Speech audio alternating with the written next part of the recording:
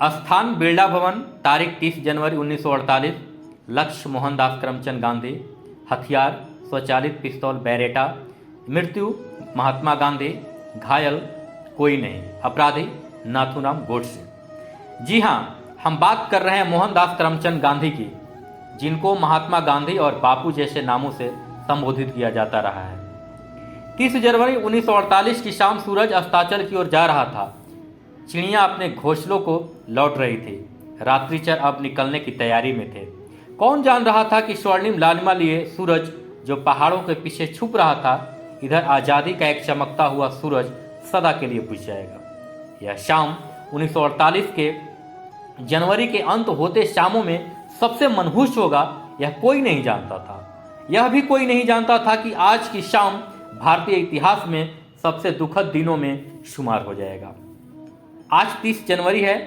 आज ही के दिन अहिंसा के सबसे बड़े पुजारी की हत्या दिन दहाड़े गोली मारकर कर दी गई थी। आज के एपिसोड में इसी पर हम विस्तार से चर्चा करेंगे। नमस्कार, मेरा नाम जितेंद्र कुमार चंचल है और आप देख रहे हैं रोजाना की ऐतिहासिक घटनाओं से जुड़ा कार्यक्रम आज का इतिहास। आज गांधी की कुछ मीटिंग सरदार पटेल के साथ चल रही थी। बिरला भवन में रोज शाम 5 बजे प्रार्थना होती थी।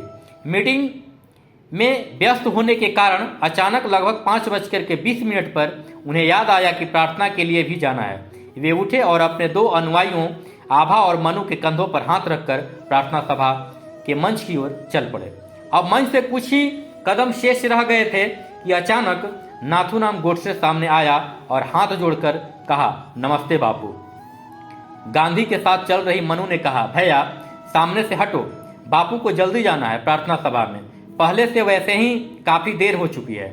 बताया जाता है कि नाथूराम ने मनु को धक्का देकर बापू से हटा दिया और अपने साथ छुपा कर लाए बैरेटा पिस्टल से लगातार 3 गोलियां गांधी के सीने में दाग दी। 2 गोलियां तो शरीर से पार निकल गई, लेकिन एक गोली शरीर में ही फंसी रही। तत्काल गांधी गिर पड़े और उनकी मृत्यु हो गई। माना यह भी जाता है कि मरते समय इनके मुंह से आखिरी बार हे राम शब्द निकले थे, लेकिन यह विवादास्पद है। अभी तक यह जांच के दौरान साबित नहीं हुआ। कुछ रिपोर्टों के अनुसार बापू की हत्या के बाद नंदलाल मेहता द्वारा दर्ज एफआईआर के मुताबिक उनके मुख से निकला अंतिम शब्द हे राम था, लेकिन गांधी जी के निजी सचिव के तौर पर काम कर चुके वी कल्याणम का दावा है कि यह बात सच नहीं है।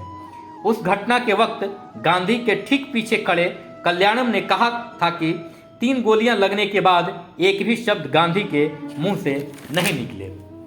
हालांकि गांधी जी अक्सर राम का नाम लिया करते थे, चाहे स्वस्थ हो या बीमार, राम नाम उनके होठों पे रहता था। हालांकि जांच आयोग ने यह साबित करने में नाकाम रहा कि मरते वक्त इनके अंतिम शब्द हे राम थे। क्या महात्मा गांधी की हत्या में केवल नाथूराम गोडसे शामिल था? नहीं, इस हत्या में 8 लोगों को अभियुक्त बनाया गया। ये आरोपी थे शंकर किस्तैया, दिगंबर बड़गे, विनायक दामोदर सावरकर, गोपाल गोडसे, मदन लाल पाहवा, विष्णु करकरे, नारायण आप्टे और नाथूराम गोडसे। क्या सभी को फांसी मिली? तो नहीं। इसमें दिगंबर बड़गे को सरकारी गवाह बन जाने के कारण इन्हें बरी कर दिया गया। शंकर किस्तैया को उच्च न्यायालय ने माफ कर दिया और सावरकर के खिलाफ सबूतों के अभाव ने अदालत ने इन्हें बरी कर दिया। इधर गोपाल गोडसे, मदन लाल पाहवा और विष्णु करकरे को आजीवन कारावास की सजा मिली। वहीं नारायण आप्टे और नाथूराम गोडसे को फांसी दे दी गई। क्या वजह थी गांधी की हत्या की? तमाम तरह की रिपोर्टों से यह पता चलता है कि जब भारत और पाकिस्तान का बंटवारा हुआ था तो इस बात की आज़ादी दी गई थी कि कोई भी जहां चाहे अपने पसंद के हिसाब से कोई भी मुल्क चुन सकता है। लेकिन हिंदू मुस्लिम दंगा ने दोनों पक्षों के साथ गांधी को भी झकझोर दिया। इस कठिन वक्त में दोनों पक्षों से दबाव गांधी पर अधिक था। इनके साथ पाकिस्तान को 55 करोड़ रुपए देने संबंधी गांधी की जिद के आगे पूरी सरकार नतमस्तक थी। ये दोनों बातों का क्षोभ एक पक्ष को नागवार गुजरी और फिर अहिंसा के पुजारी को सदा सदा के लिए मौत की आगोश में सोना पड़ा। हालांकि 30 जनवरी 1948 से पहले भी गांधी पर लगभग 10 बार असफल हमले की कोशिश की गई थी। सरदार पटेल ने उन्हें सुरक्षा उपलब्ध कराने की बात गांधी से की, परंतु उन्होंने मना कर दिया। फिर भी बिरला भवन में कुछ सुरक्षा कर्मी सादे लिबास में तैयार रहते थे, जो हर संदिग्ध व्यक्ति पर नजर रखा करते थे।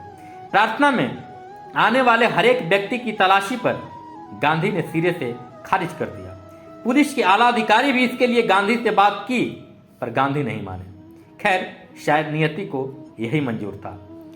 गांधी की मृत्यु को एक विडंबना ही कहा जा सकता है, क्योंकि जीवन भर अहिंसा को अपना हथियार मानकर अंग्रेजों को देश से बाहर खदेड़ने वाले खुद ही हिंसा के शिकार हो गए।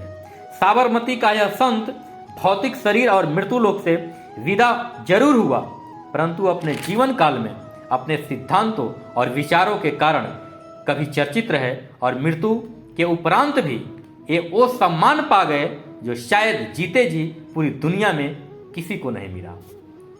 कुछ चीजें संदेह के घेरे में भी रही कि गोली लगने के बाद उन्हें तुरंत किसी अस्पताल में न ले जाकर बिरला भवन में उनके छत विछत शरीर को एक कपड़े से क्यों ढक दिया गया। हालांकि जब उनके छोटे बेटे देवदास गांधी वहां पहुंचे तो उन्होंने गांधी के मृत शरीर से कपड़ा हटा दिया, ताकि दुनिया यह देख सके कि शांति और अहिंसा के पुजारी के साथ हुई हिंसा को। यह भी माना जाता है कि गांधी को एक पारिवारिक मित्र ने उनकी अस्थियां को 62 वर्षों के बाद 30 जनवरी 2010 को डरबन के समुद्र में प्रवाहित किया। उस वक्त कोई ऐसा व्यक्ति था जिसकी ख्वाहिश अधूरी रह गई थी?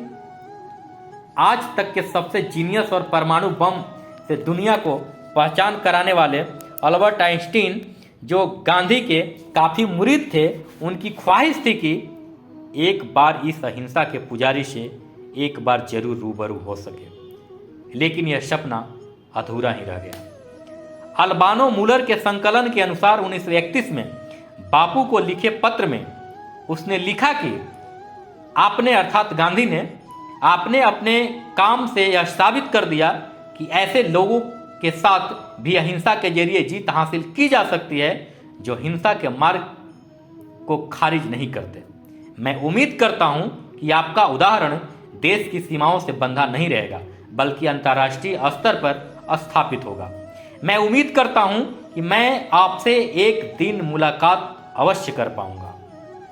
आइंस्टीन लिखते हैं, हमें इस बात पर प्रसन्न होना चाहिए कि तकदीर ने हमें अपने समय में एक ऐसा व्यक्ति तोहफे में दिया जो आने वाली पीढ़ियों के लिए पथ प्रदर्शक बनेगा। आज जब गांधी को मरे 7 दशक से ज्यादा हो चुके हैं, परंतु सामाजिक और राजनीतिक गलियारों में गांधी को अनेक चश्मों से देखा जा रहा है। कई तबका इन्हें कुछ चीजों के लिए जिम्मेवार मानता है और उनका तर्क है कि अगर उस वक्त खासकर बंटवारे और प्रधानमंत्री के चुनाव के समय गांधी के अनुचित हस्तक्षेप न होते तो देश कुछ और होता। तो वहीं कुछ तबका इस बात से ताल्लुक रखता है कि उन्होंने जो भी किया अच्छा किया, जिसमें उनके द्वारा कई ऐसे आंदोलन भी थे जो अंग्रेजी हुकूमत को बिना गोलियां चलाए झुकना पड़ा। ये वक्त तर्क वितर्क का नहीं है। जरूरत है कि हम दोनों तरह के पैमानों पर चलकर देश को एक महाशक्ति के रूप में उभारें।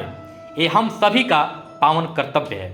अंत में एक बात तय है, पूरी दुनिया को शांति और सुख से जीना है तो बमों और बारूदों की ढेर पर अहिंसा और भाईचारे की चादर से ढकना ही पड़ेगा, ढकना ही पड़ेगा।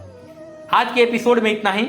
अगर आप YouTube पर देख रहे हैं तो मेरे चैनल द हिस्ट्री ज्ञान को सब्सक्राइब कर घंटी का बटन अवश्य दबा दें, ताकि हर वीडियो आप तक पहले पहुंच सके। अगर आप फेसबुक और इंस्टाग्राम पर देख रहे हैं तो लाइक और शेयर करना ना भूलें। आज का एपिसोड कैसा लगा कमेंट के जरिए आप अपनी बात हम तक पहुंचा सकते हैं। जय हिंद।